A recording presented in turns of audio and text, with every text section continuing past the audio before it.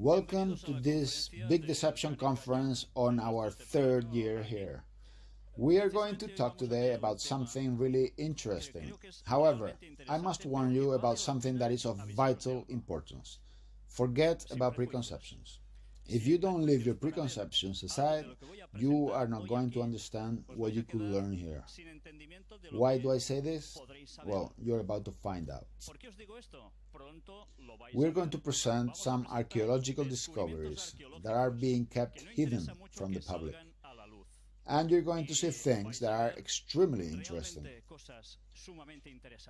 What they want to hide from us. Findings of giants on Earth. What do we have here? This is a biblical text written many years ago, which talks about giants roaming the earth. Is this true, or is it a myth that someone made up and wrote it in the Bible? Let's find out. Extracted from this book by Jonathan Gray, we find this, which refers to a previous writing where there is a giant. And as you can see on the screen, with some amazing proportions, taller than 3.5 meters, and was being shown as a circus act. And as we can imagine, it finally ended up disappearing. See, he wasn't precisely short, 3.70 meters tall.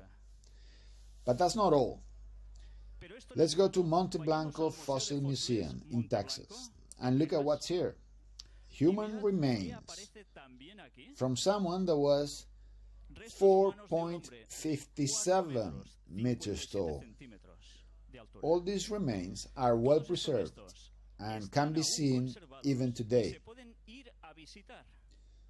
Fossilized human footprint in granite rock.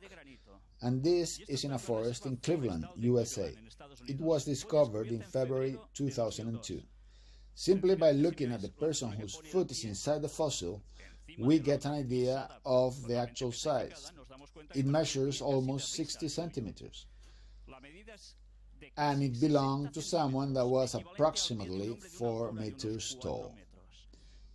And here we have a fossilized shoe print in slate, which is in Antelope Springs, Utah. Official science says it is older than 500 million years. But there is a problem with that, because according to the evolution theory, humans weren't on the planet 500 million years ago. How could this be? Petrified human and dinosaur footprint in Laetoli, Tanzania. We were told that humans and dinosaurs didn't coexist. So how is this even possible? That we have petrified footprints of both together. And it's not the only one. Human and dinosaur petrified footprints found at the Patchouli River base in Glen Rose, Texas. And now let's go to this other museum of creation evidences. Sounds weird. Creation evidences? We have been taught evolution as something totally true. Well, look at what's in this museum. Even more unquestionable and surprising. Human and dinosaur footprints found in Texas. On top of that, the first footprint was that of the human, and immediately after the dinosaurs, as if they started running in different directions, one immediately after the other. Why? There are texts that indicate the reason behind all this. But let's look now at some surprising artifact findings. And funny enough, let's look at this text that it says that in the beginning of the world, there were people that worked with bronze and iron. Well, look at what's in this museum. Can you see something weird? Look, a hammer embedded in rock. How is this even possible? Well, here there's a description of the metal components, where it was founded, etc. So you can get a better look. This is no joke. This is totally real, and you can go and visit it. If we go to Klerksdorp Museum, what can we see here? a metallic sphere with grooves. Not sure you can see them around the middle of the sphere. It was found in South Africa, and according to the official science, the sphere is about 2,800 million years old. But there were no humans back then. Who made it? Or is it perhaps that the dating is not very accurate? Here we have more details, because apparently the sphere is totally empty inside. And now let's concentrate on this gentleman here, the amateur archaeologist Ron Wyatt. He died back in 1999, but we had the wonderful opportunity of interviewing his family, and it was an awesome experience. Let's analyze what Ron Wyatt discovered. But before we go into it, look, he also found giant human bones. Look at this one, for example, which is part of a right-hand thumb. And here we have more examples. They weren't particularly smart, were they? Noah's Ark. Do you know that a movie came out recently about Noah's Ark? Totally deceiving people from the truth. That's Hollywood, obviously. Well, this gentleman found Noah's Ark in Mountain Ararat. Is it a joke?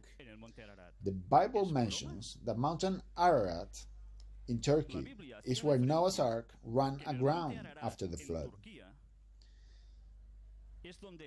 Is that simply a myth? Well, look at this and determine by yourself whether it's a myth. Let's start with what got him intrigued. In 1959, during a routine inspection of aerial photographs of Turkey, Captain Lihan Durupinar from the Turkish army found this formation in one of the photographs, taken from 1,920 meters of altitude. 17 years later, in 1977, Ron Wyatt visited the place after obtaining an official permit. Ron and others carried out a more in-depth investigation during several years, using metal detectors, underground radar scanners, lab tests, chemical analysis, etc. The findings were quite surprising. The evidence was unquestionable. In December 1986, after a research study by their own scientists, members from the Ministry of Foreign Affairs, the Home Office, and investigators from Ataturk University got together and finally came to the conclusion that these were indeed the remains of Noah's Ark. As a recognition of his work, Ron was invited to the inauguration of the new national park as a guest of honor in June 20th, 1987. This building is still there in Turkey. In May 1989, the Visitor Center was opened. And you may wonder, is that true? Here you have the same photograph we used as the cover photo. Can you see it better now? When the so-called scientists got to that place, after taking some measurements, they said that it was a natural rock formation that coincided with the measurements written in the Bible regarding Noah's Ark, the length and the width. That is. However, it was a natural rock formation and nothing else. Those were all scientific studies that were done. Thank God that Ron Wyatt took it further. Look at this other photograph from a different perspective of Noah's Ark, totally petrified. But I have to say that the wood was quite different from today's wood. Here, another perspective, and how the outside walls collapsed, as you can see on the top picture. The different levels collapsed. And look at this now. Composition of the materials found in Noah's Ark. You can find out what it was made of. Even alloys. Alloys? Am I really saying alloys? When supposedly, at that time, humans used a loincloth and nothing else. And look at the fossilized ribs of Noah's Ark. Do you think this is a natural rock formation? And here we have something really interesting. the iron lines. All this color tape that you can see was put there following the Ron Wyatt's metal detector readings. It is obviously an iron structure, and yet another proof that the place holds the remains of a massive man-made structure, not by nature. And this is a petrified wood fragment from Noah's Ark, and also of a reddish color, just as Noah's Ark was described. And this also has a symbology that I'm not going to get into at this moment. Here we have alloy rivets from Noah's Ark. Is this possible? It is completely possible. Here we have lab analysis where we can see this is all true. The rivets were made out of aluminum and titanium. As you know, titanium is extremely hard, but aluminum cannot be found in nature. So then, what is this? Here is Ron Wyatt leaning against one of the anchors from the Ark. I suppose you may be surprised by those crosses engraved on the rock. That's due to the Templars who also visited the place, and they say that each cross symbolized Noah, his wife, and his 3 sons, Shem, Ham, and Japheth, with the 3 wives. But pay attention to this. If you still don't believe this is the Ark, here we have a 3D scanned photograph of the Ark's interior, donated by Ross Patterson from New Zealand, and from here I thank him very much. It was made by Anders Håbak Borgebakk of Norway. We share the same beliefs. Look especially at different compartments on a straight angle. Is this a natural rock formation? We're going to see now a presentation with live proofs. The analysis from a laboratory of the petrified laminated wood that belonged to Noah's Ark. Here it is, the lab test, where they talk about the composition. We have aluminum, titanium, iron. Is this a coincidence? Certified. But that's not all. Look, in the Wyatt Museum, which is in Tennessee, USA, you are going to see someone that looks very familiar to us. Angel, one of our collaborators, was there with the petrified wood. I'd like to ask Angel to come out and talk about it. He is a biologist. He's not someone totally unrelated. His work is precisely with wood. Please, Angel, tell us a bit more about it. Hi, my job is specifically analyzing wood, old wood. I'm obviously not a paleontologist or a paleogeologist, but by touching the material, its shape, its structure, the patterns on the cortex, the cut, it's obviously very interesting because it's a trunk. And on top of that, on different cuts, we have seen previously on the cross-section, we can see 3 lines of glued wood. You can't really see it now, but if you stop by our stand later, you will see that there are 3 totally straight and perfect lines of wood that had been glued by some really strong tree resin. From the analysis, it turns out this is some really strong tree resin that it totally bonds the wood, even far superior to the best glues we can find today. The first study from 1960 concluded that these samples weren't made out of wood, simply because they didn't have rings. So they said that it wasn't wood. However, In Noah's Ark times, we didn't have seasons like now. The weather was always the same. Trees grew like in the tropics, at a constant rate, without variations. Therefore, wood grew in a uniform manner. But the carbon tests show a bigger concentration of carbon than in the surrounding land. Therefore, it is petrified wood. Well, I think this is all I have to say. If you want more information, please stop by our stand and we can talk more in depth, because it is truly breathtaking. I thank Angel. As you can see, the information is first-hand. And now we're going to show another finding that many people claim is impossible: Sodom and Gomorrah. Have you all heard about Sodom and Gomorrah, right? There is a word that comes from one of these names, sodomy. Well, in the Bible, Sodom and Gomorrah were mentioned and are destroyed due to the big corruption that was in place. They were destroyed by fire and azufre that fell from heaven. And the Bible says that this really happened, even in the New Testament. We're going to see some images from the video Ark Discovery about archaeology in Gomorrah. Ark Discovery are our colleagues from Tennessee, from Wyatt's Museum that we mentioned earlier. Let's look at these photographs. The remains of Gomorrah city in Israel.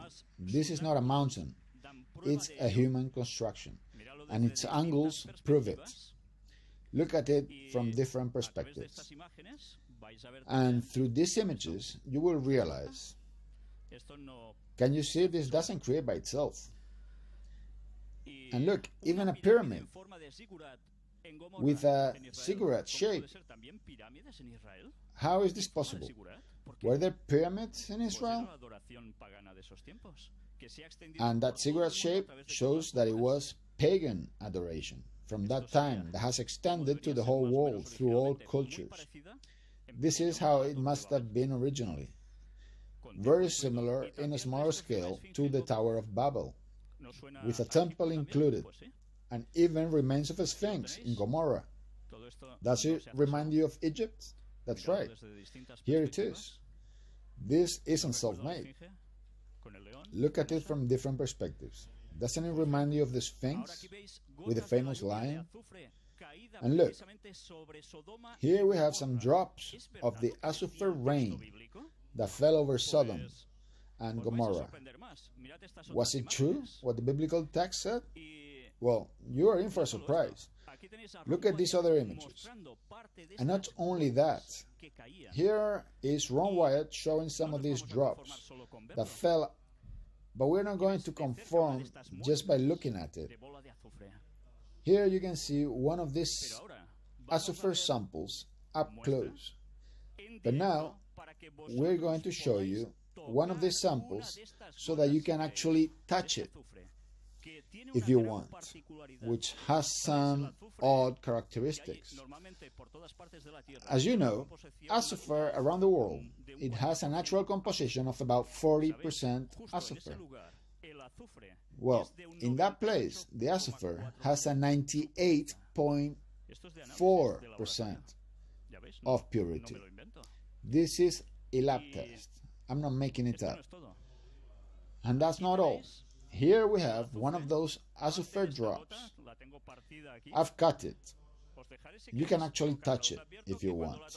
But I must warn you to wash your hands thoroughly afterwards, because it is very potent and it also has a very strong smell.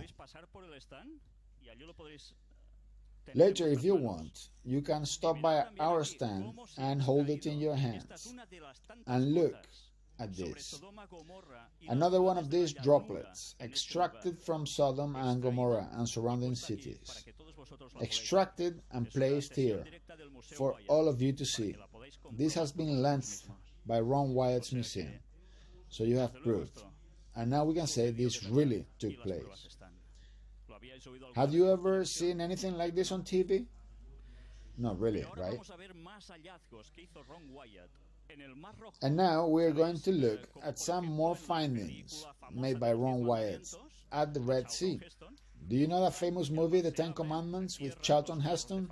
The sea opens, they crossed, and after, It closes over the Pharaoh's chariots. You think that's just an invention on the Bible? Really? The biblical text says that it took place. I'm not going to read it to move on. We don't have much time. But you can find it all here. This was the exodus of the Hebrews from Egypt to Mountain Sinai, specifically through this route that you can see in red. And when they had to cross the Gulf of Aqaba, they had to cross the sea. How were 6 million people plus all the cattle going to cross? The Pharaoh chariots behind. And what was going to happen? This is the exact place surrounded by mountains. They arrived here, and there was no escape. This is the place through which they crossed the Red Sea. A massive beach where all those people and the cattle fitted. And this is a 3D model where we find the place with a natural bridge that enabled them to cross. As you can see, abyss on either side. Precisely there is where they crossed.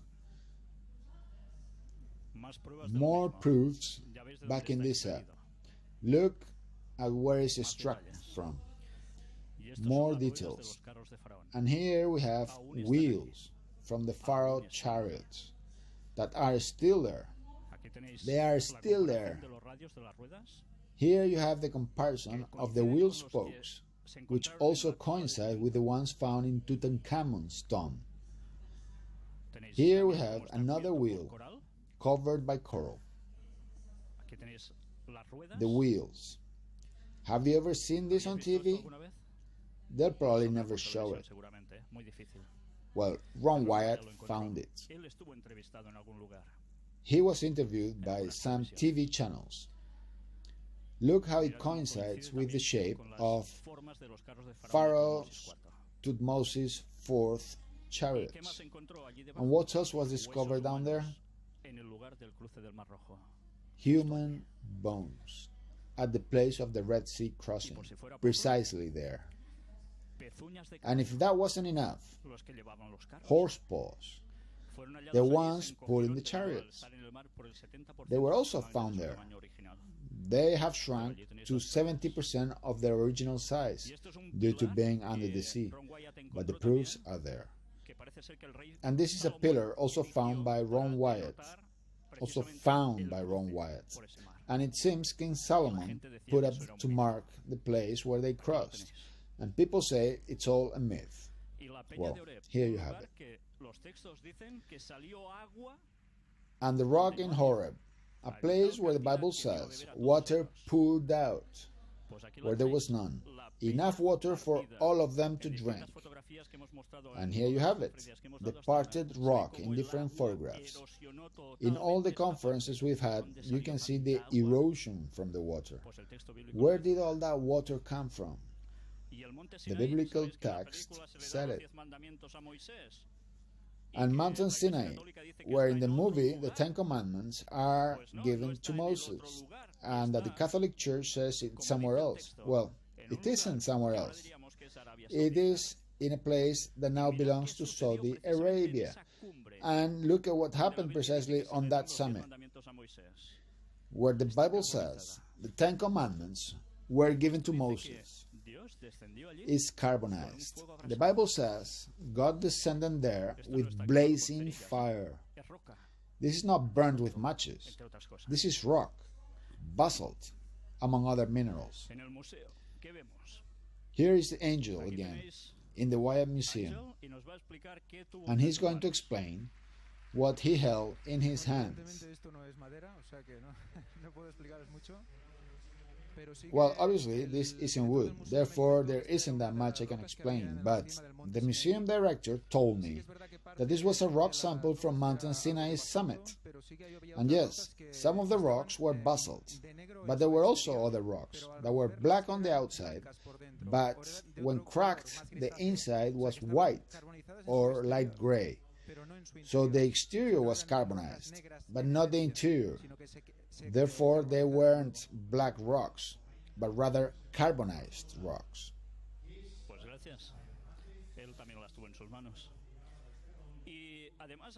Well, thank you. He also had them in his hands. And here the Bible says that a pulpit was erected to worship a golden calf. Well, look at the place. It's still there. It is enclosed, so no one can get in there, because Saudi Arabia doesn't allow anyone in there. Why do you think that is? Well, they're Muslims. If they accepted this, they will have to accept many other things that aren't in their interests. Look, there's even a petroglyph of the golden calf on the pulpit surroundings, where they made their prayers and sacrifices. And also, old Hebrew inscriptions have been discovered in the Sinai desert. Here we have more. Can you see the upper right corner image? Is a 7-arm candelabrum carved on the rock, a petroglyph. And yet another petroglyph. This was discovered by Mr. Kim, a Korean who also works proving the same sort of things as we do. He was there and found it. But Ron Wyatt also found the Ark of the Covenant. You know, the famous Ark Indiana Jones was after, in Raiders of the Lost Ark. Well, funny enough, was on the same year, and funny enough, was a completely different place that Hollywood portrayed. Here you have the explanation of what the Ark was made of, what it was used for, who could touch the Ark. They were Levites, the priests among the 12 tribes of Israel. And after analyzing all the biblical text, the mansion where the ark was placed, it was placed in Solomon's temple in Jerusalem, until the Babylonian army sieged Jerusalem. They even destroyed the temple, but they didn't take the ark, because they couldn't find it. The Ark of the Covenant wasn't there anymore. The Bible says that someone took it and hid it. This is the illustration of the Ark of the Covenant. Here we have it. According to Ron Wyatt's description. And do you know where it is? Here you have it. He is digging at the base of Mountain Golgotha, or the Calvary in Jerusalem, outside the walls.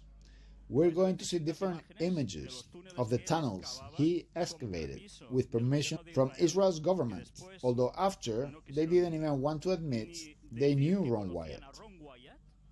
He had to show proofs that it wasn't true. The holes he was digging in order to make it through, and he was guided by the biblical texts to find where the Ark of the Covenant was, among other things you will find in the conferences.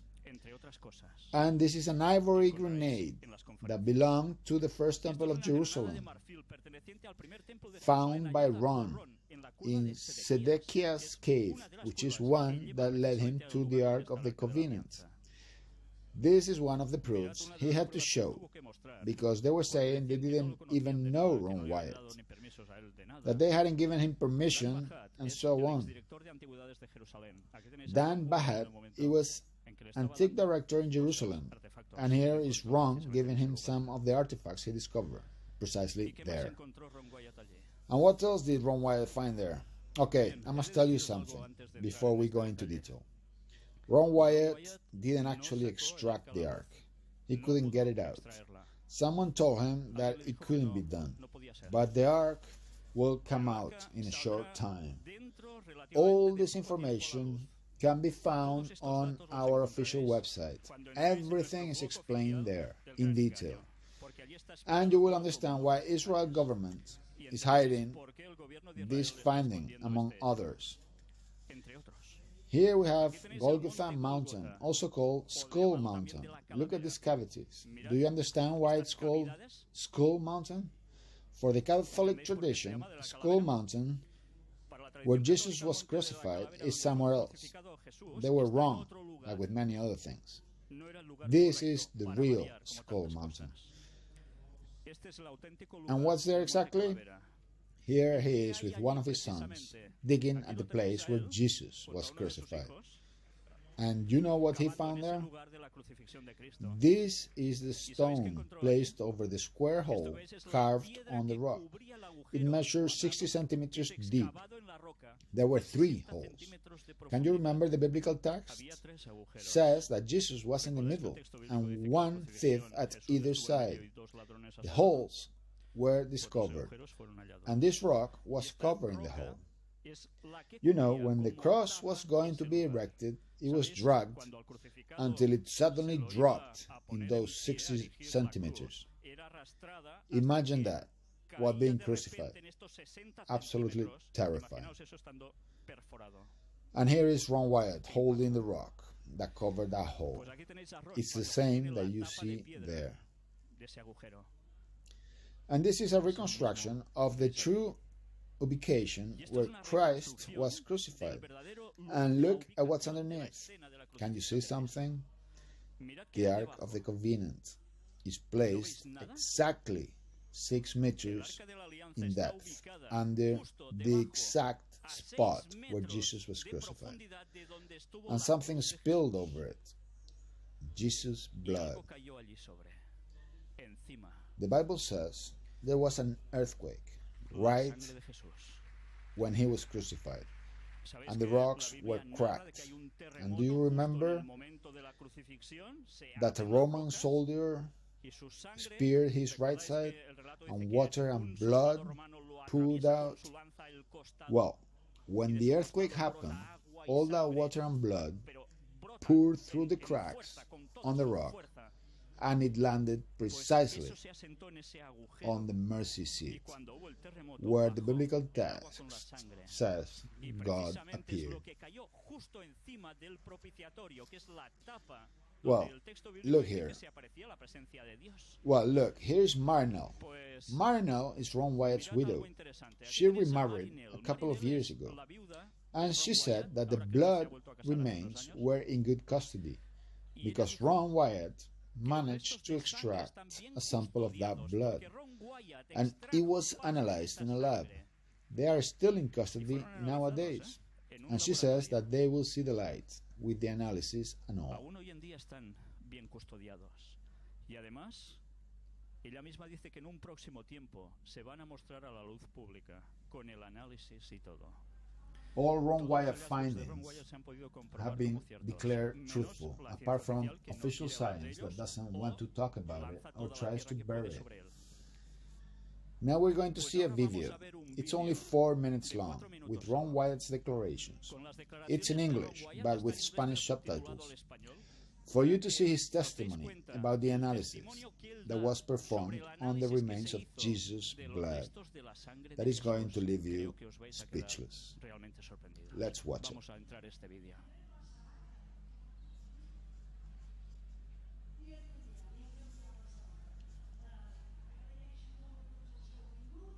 Good evening, Ron. Thank you very much for all 3 for seminars. Wonderful, thank you. My question is that you said that you had the blood of our Lord examined by the Israelis. That's correct. What was the determination of that? Okay.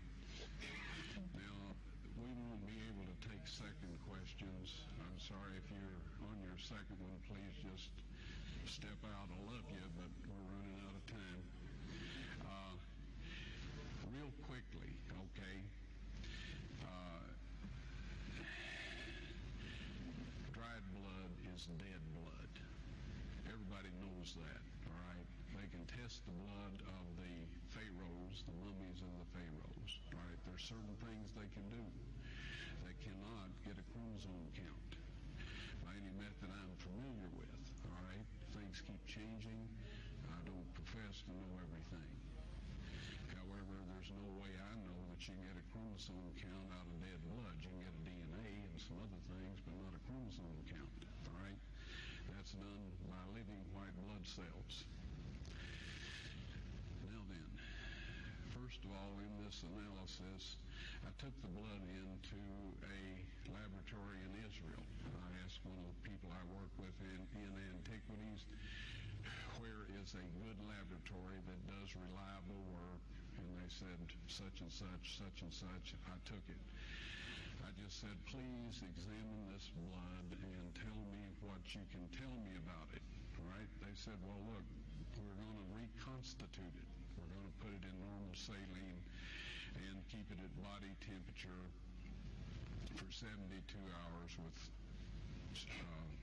gentle swirling. All right? That's their business. That's great. I said, now I want to be there when you check it out. They said, fine. So I was back. They checked it out. I said, now, they said it's human blood. We can tell that. They did whatever tests they need to do. And then I said, take some of the white blood cells and put them in a growth medium and keep them at body temperature for 48 hours. And they said, well, that'll do no good because it's dead blood. I said, would you please do that for me? And they said, okay, we'll do it. So anyway, I said, I want to be there when you take it out and examine it. So I was back there. They took it out, examined it under a microscope, and the one technician called the other one over there, and then they called the boss over there, and they were talking Hebrew a mile a minute there for a little bit, and they looked at me and they said, Mr. Wyatt, this human blood only has 24 chromosomes in it. Everybody else has 46. You see, 23 from your mother, 23 from your father, 22 autosomes from your mother, 22 autosomes from your father. You get an X from your mother, you may get an X or a Y from your father, all right? This blood had 23 chromosomes from the mother's side, one Y chromosome only. You see, the child could not have developed if they hadn't had the autosomes from the mother. So all of his physical characteristics were determined by his mother's side of the family, her autosomes. His maleness was determined by this one Y that came from the source, not a human male. Then they said, this blood is alive. And then they said, whose blood is this?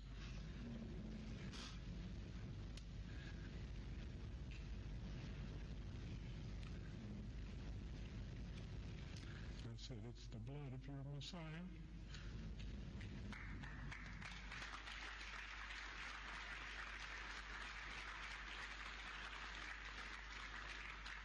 And I assure you, those men's lives have changed.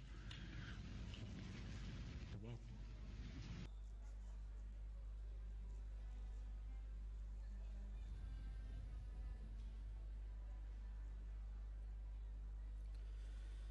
Bien. This personal testimony was given for a very special reason. Ron knew exactly what he was talking about. Ron Wyatt was an anesthetist. He knew very well all about chromosomes. How once the blood is dry, there is nothing you can do. But someone told Ron what he had to do for that blood to be analyzed. If you want to know who told him that and what other conclusions he came to regarding this matter, I recommend you go to the official web of El Gran Engaño. You're going to see everything I've said here, but with all details. But Ron found something else in Jesus' tomb. Don't believe that Jesus' tomb is what the Catholic Church is saying, where precisely the Pope went this previous week in Holy Land. This is the real tomb, the Garden Tomb, as it is known, very close to Golgotha Mountain, just a few meters away. Do you know that for them Sabbath, Saturday, is rest day, and couldn't do any labor that day? Therefore the burial had to be done very quickly, because the sun was about to set on Friday, and Saturday began. And this tomb wasn't meant for him. It was for Joseph of Arimathea, a rich man. Here you can see it in detail. The groove you can see on the ground is where they rolled a massive stone, similar to that of a windmill. And with that stone, they sealed the entrance with some iron bars. They have also been analyzed. And here is where Jesus Christ's body was placed, inside the tomb. Jesus Christ's body was placed here, and they have even discovered how they had to quickly chop the stone in order to make the tomb longer, due to Jesus being taller than Joseph of Arimathea. They gave him his tomb. I also recommend you go to this website, discoverynews.net. We have at our stand the publication that Ron Wyatt made before he passed away, so that everybody could know about his findings with many proofs. You know, there is an interview with Ron Wyatt right before his death. We were able to broadcast it. His testimony is breathtaking. When even before his death, he keeps reassuring that everything he found and brought out is true, regardless of what has been said about him. Here you have this article summarized with some of what you have seen here today. It is scientifically proven by science that right before death, minutes, hours, when you see death up close, there is a tendency to the truth. There is no way that the person who is about to die lies. And that is a proven fact. I don't remember the name of that particular science. I believe it's something related to agony, and it studies that moment previous to dying. So it is very interesting, because when you watch the interview, he was really suffering from that cancer, to the point where he struggled to even catch air in order to speak. And to the very last moment, he confirms everything, because they asked the same questions and he gave the same answers, which can only mean he was there, saw and touched what he claims. Well, that's how it is. To be honest, when you watch the interview, it gives you goosebumps, because everything we've seen is true.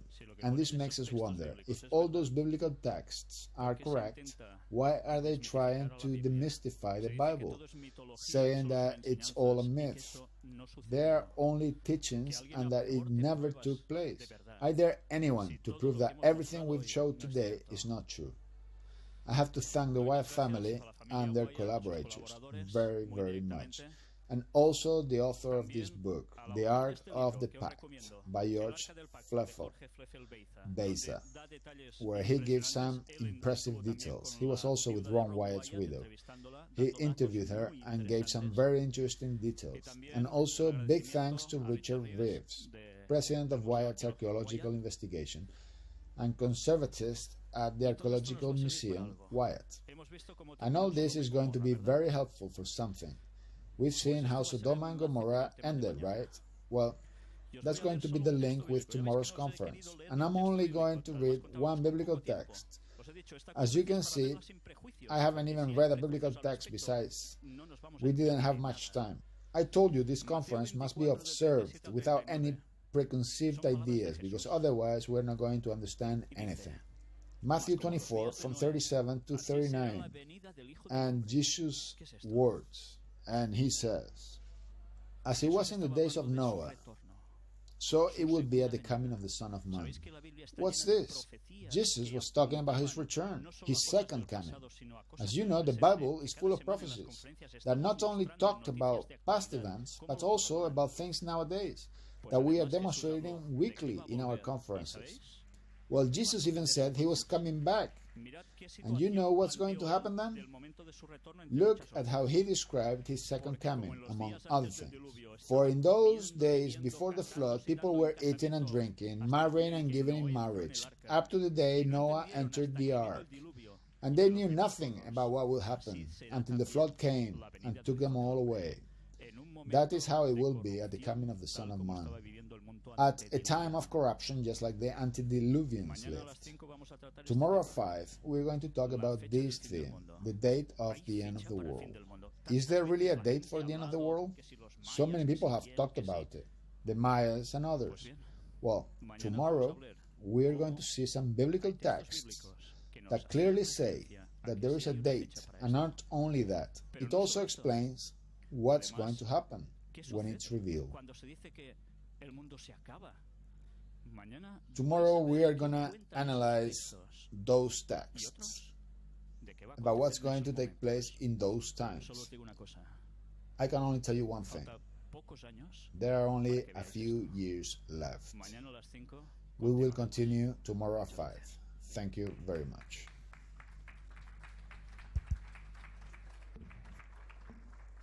Welcome to this Big Deception conference on